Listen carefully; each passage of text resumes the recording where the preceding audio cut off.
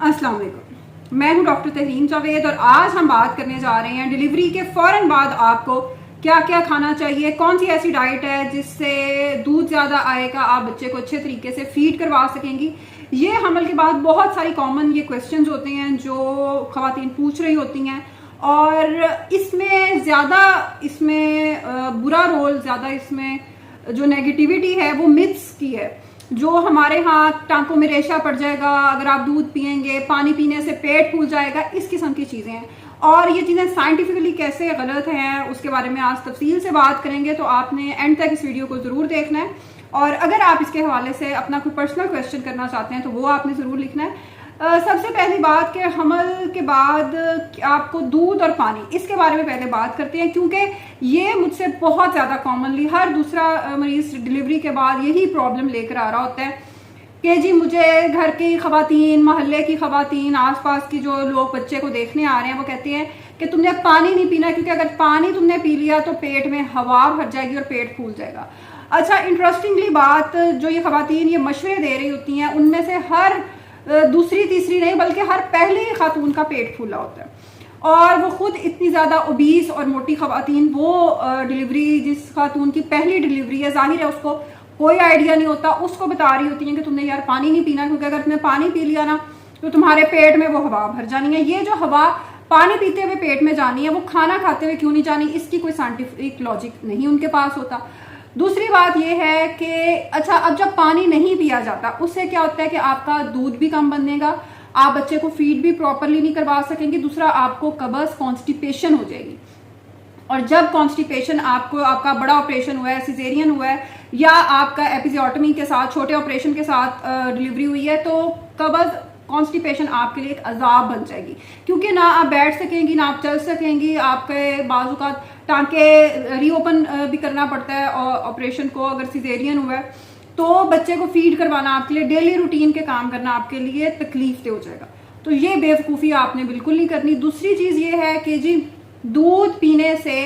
टांकों में रेशा पड़ जाएगा, ये एक बड़ी ही घटिया कॉन्सेप्ट है और इससे जो माँ बनी होती है पहली दफ़ा औरत, उसकी हड्डियाँ कमज़ोर करने की पहली ही बुनियाद रखती जाती है। अब पहली बात तो ये कि जो टांकों में रेशा हमारे यहाँ पड़ता है, ख़ास तौर पे सिजेरियन अब तो बहुत कॉमन हो गया है, बड़ा ऑपरेशन, तो वो पड़ता है जब आप नहाते नहीं हैं, जब आप पायोडीन से, आप किसी एंटीसेप्टिक से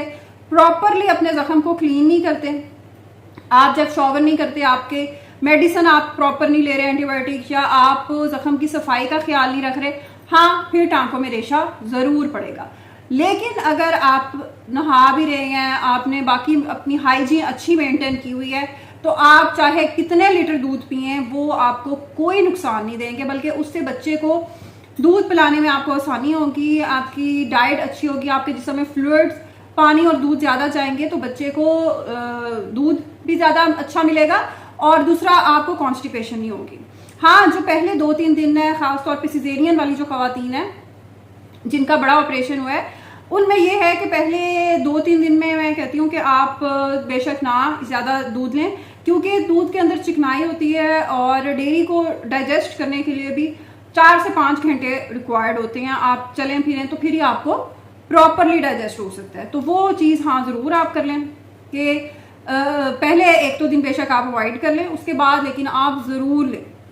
उसकी वजह यह है कि जब आप दूध ही नहीं लेते तो फिर आपकी एक तो कैल्शियम का रिच सोर्स है, दूसरा आपकी फीड कराने में बच्चे को ये हेल्पफुल है और तीसरी बात ये कि कॉन्स्टिपेशन को ये आपका जब पानी जाएगा, जब फ्लूइड्स जाएंगे तो आपकी डाइजेशन ऑटोमेटिकली बेटर हो जाएगी। उसके बाद आपने अब खाना पीना क्या, आपकी अब डाइट क्या होनी चाहिए, उसके बारे में बात कर लेते हैं। ज़्यादातर जो छोटे बच्चे होते हैं पहले 2-3 महीने वो बहुत अर्ली ऑब्वियसली जाग रहे होते हैं, तो हम 5-6 बजे से समझते हैं कि हमारे दिन का आगाज़ हो गया। अब उस टाइम आपने क्या लेना है, आपने, और ये इजी भी है,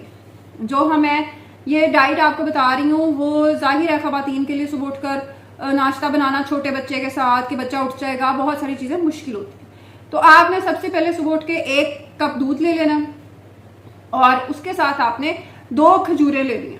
बिल्कुल खजूरें गर्म नहीं होती और सर्दियाँ आ रही हैं, खजूरें रिच सोर्स ऑफ आयरन है। आपका जो सुबह के टाइम नौजिया, दिल ख़राब होना होता है, बेहतर करेंगी, आपको फ़ौरन ग्लूकोज देंगी, तो वो आपने ले लेनी है। उसके बाद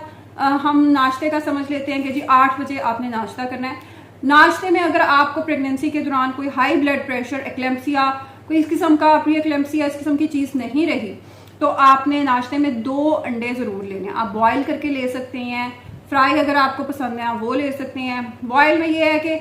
चिकनाई ज़रा कम हो जाती है तो डाइजेस्ट करने ईजी हो जाते हैं, तो प्रोटीन आपको मिलेगी। साथ में आप छोटा सा पराठा ले सकते हैं, छोटी सी रोटी बना सकते हैं।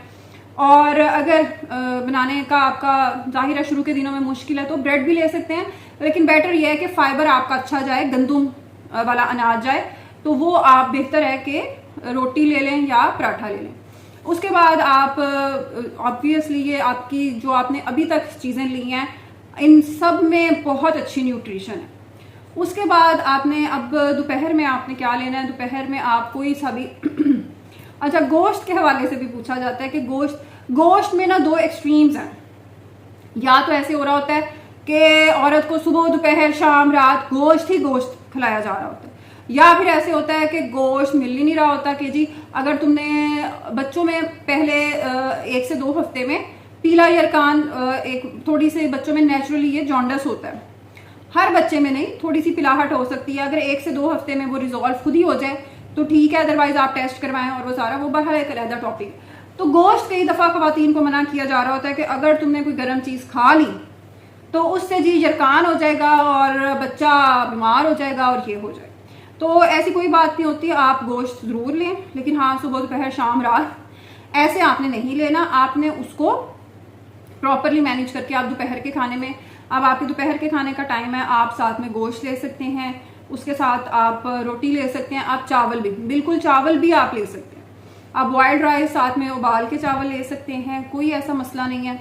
आप एक छोटा बाउल जो चावलों का वो इजीली आप ले सकते हैं। साथ में आप ज़ीरे वाली चाय बना सकते हैं, वैसे ज़ीरे का पानी आप पी सकते हैं। अच्छा, कई लोग कह रहे होते हैं जी फटाफट हमें आप टेबलेट्स लिखते हैं जिससे मिल्क प्रोडक्शन ज़्यादा हो जाए, दूध ज़्यादा आ जाए, तो मैं उन्हें कहती हूँ कि ज़ीरा आप लें,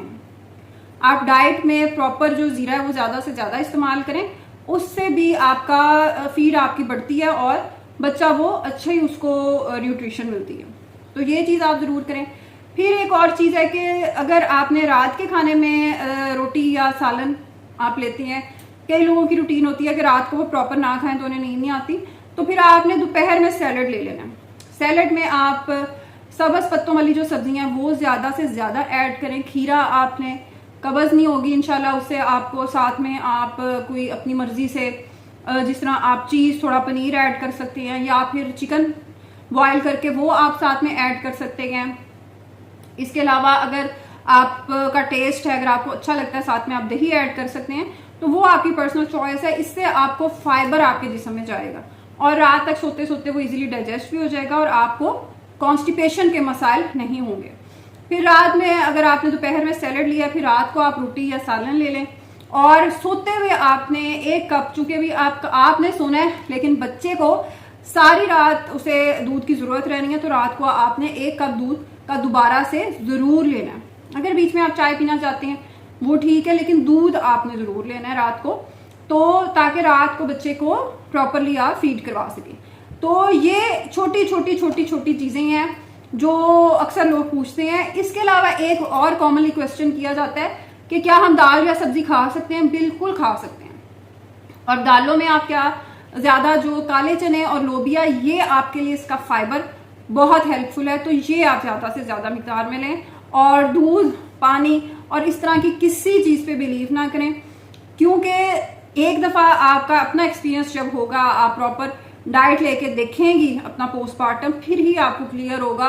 कि ये सुनी सुनाई बातों में कोई हकीकत नहीं होती। अल्लाह हाफिज।